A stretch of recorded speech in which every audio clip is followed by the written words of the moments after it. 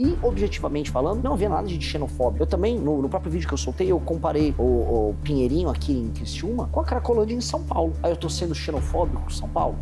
Não tô, isso é só conversa mole, pessoal. Olha, eu fui no Maranhão, falei de problemas do maranhenses para os maranhenses. E os maranhenses concordaram comigo. Eu falei das estradas do Maranhão, das favelas do Maranhão, da sujeira do Maranhão. Quando eu vejo um lugar que parecia um lugar do Maranhão aqui em Santa Catarina, eu falei, aqui em Criciúma. Falei, sim, aquilo parece o Maranhão. Aí veio pessoas de Criciúma ou de Santa Catarina. Ah, você é xenofóbico? Vocês não têm posição aqui, quem tá me chamando de xenofóbico, de dizer que eu tô sendo xenofóbico. Minha relação com o Maranhão é uma relação que essas pessoas não vão entender. Eu sou uma pessoa que vai no Maranhão tratar do problema maranhense. Tanto que o lugar que estava sujo, que era Coroadinho, que eu denunciei lá no Maranhão, o prefeito teve que ir lá limpar. E foi lá, prefeito, e limpou. Porque as pessoas têm uma demanda por isso. Eles não sabem jogar com a minha relação com o Estado do Maranhão. E, objetivamente falando, não havia nada de xenofóbico.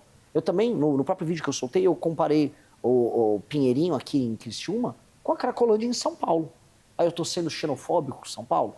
Não tô, isso é só conversa mole. O pessoal quer levar todas as discussões para um sentimentalismo barato. Mas é um pouco do efeito da internet, que as pessoas hoje elas não aceitam opiniões diversificadas, ou não estavam acostumadas a ouvir os problemas que estão latentes, estão visíveis e que parece que a própria sociedade não percebe? Claro que é, porque é o caminho mais fácil quando você não quer lidar com aquele problema, é você querer descredibilizar a pessoa que emitiu a opinião. E aí chamar de, isso é xenofobia. Assim, é meio bobo, né? Porque você tem um problema tão grande. O problema ligado ao consumo de crack e à favelização em um lugar que tem uma qualidade de vida tão boa como o Criciúma, é um problema que deveria ser lidado de maneira muito madura e muito efetiva. A venda de crack e o consumo de crack no Pinheirinho e a tomada daquela faixa ao redor da ferrovia lá da Teresa Cristina, aquilo deveria ser o tema central de todos os políticos e da própria imprensa. Por que o jornalista que estava me xingando disso não foi fazer uma matéria ali? Ele não tinha coragem? Eu fui com um grupo de pessoas a pé, ali no meio dos usuários de crack, entrevistei usuários de crack, conversei com as pessoas, conversei com os moradores. O que está rolando é uma invasão. O crime organizado está tomando uma área para si. Ninguém vai falar nada. Hoje eu soube que o prefeito, agora de Criciúma, quer tratar do assunto. Que bom, graças a Deus. Não vou nem criticar ele, não conheço, nem sei se é um bom prefeito ou um mau prefeito. Torço para que faça algo. A gente deveria focar em resolver o problema. E sabe qual é a pior parte nessa história toda? Quando eu fui para o Maranhão, eu falei de problemas maranhenses para maranhenses na imprensa do Maranhão. Ninguém me chamou de xenofóbico. Aí vai um cara de Santa Catarina e me chama. Sabe? Meio besta, né? Assim, essa pessoa nunca botou o pé no Maranhão. Eu botei o pé e os 8 pneus que furaram. O senhor falou sobre sua equipe, uma equipe muito reduzida, me chamou a atenção e eu queria que o senhor falasse um pouco disso, antes de nós avançarmos para um tema bem interessante que fala sobre o Brasil também, mas a gente vê que alguns dos demais presidenciáveis, eles estão com um escopo de segurança absurdo, segurança pública, inclusive. O senhor está com uma equipe muito enxuta e, aparentemente, não tem essa estrutura.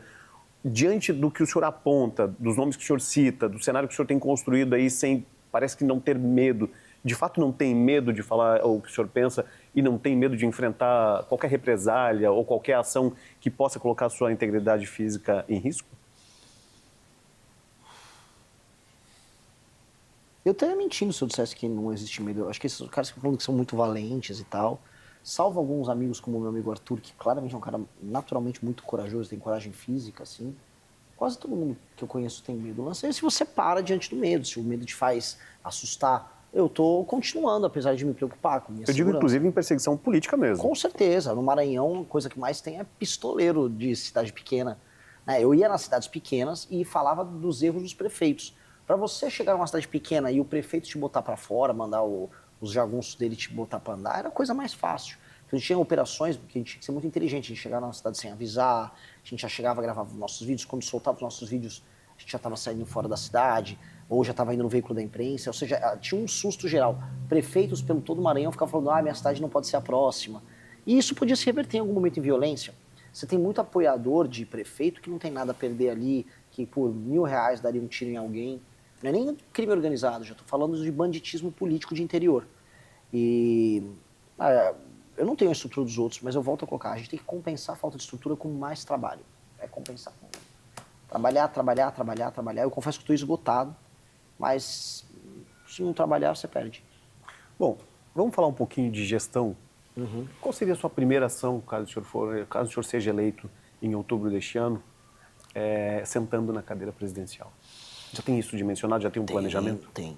A primeira ação eu iria tomar antes de sentar na cadeira presidencial formalmente, seria na transição. Eu passaria, tem uma PEC protocolada pelo deputado Kim Kataguiri e outros deputados, Júnior Lopes, etc., o Pedro Paulo, que é uma PEC que faz uma reforma fiscal muito profunda no Brasil.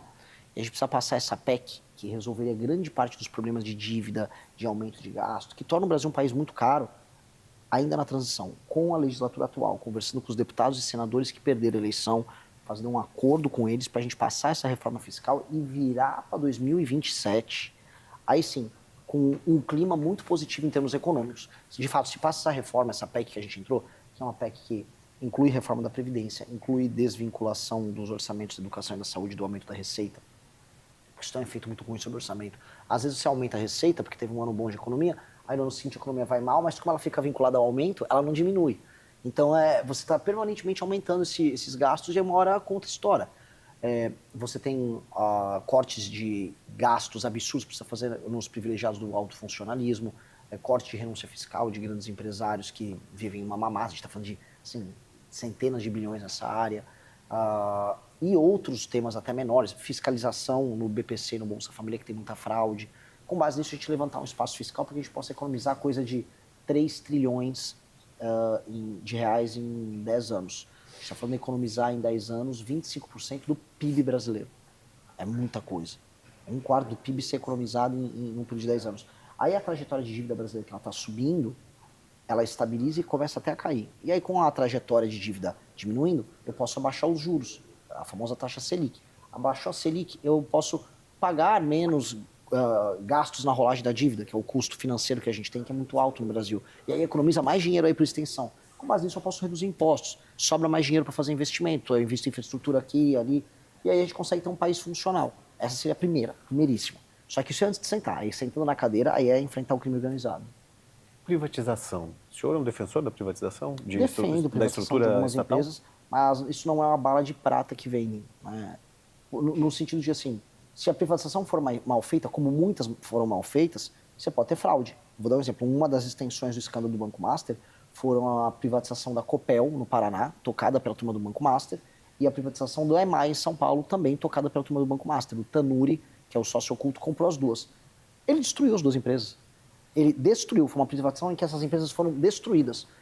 Valeu a pena? Isso foi um golpe na praça.